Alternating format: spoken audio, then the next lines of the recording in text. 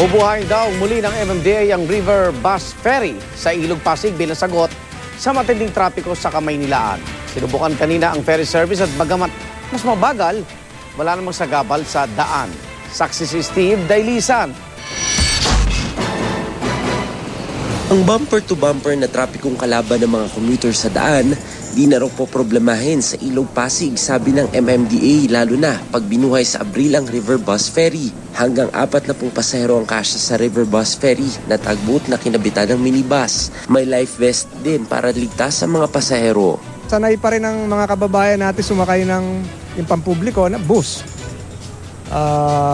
So hindi na natin nila use para yung pag-shift nila doon sa alternatibong mode, hindi psychologically ganun kahirap. Sumubok ako sa ferry at sumakay mula Guadalupe Station at gaya ng aking naasahan, presko pala ang hangin sa ilog.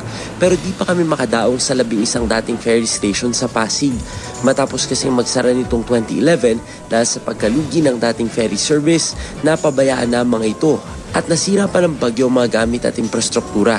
Nakahihinayang lalo't kahit noong panahon ni Dr. Jose Rizal, ginagamit ang Ilog Pasig sa pagbiyahe. Para po yan bahay.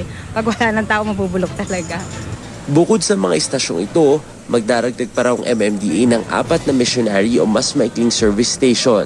Mula Guadalupe Station sa Makati City hanggang dito sa Plaza Mexico sa lungsod ng Maynila, inabot yung biyahe natin ng hanggang 2 oras.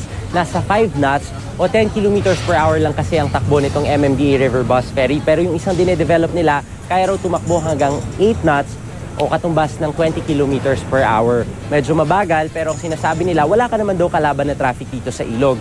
Meron pa nga silang hinandang mga bisikleta para pwede raw maipahiram dun sa mga pasero kung kinakailangan.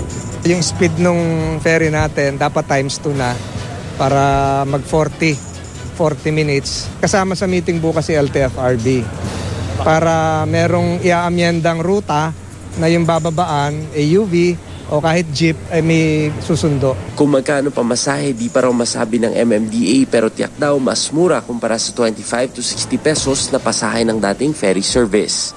Ako si Steve Dailisan, ang inyong saksi.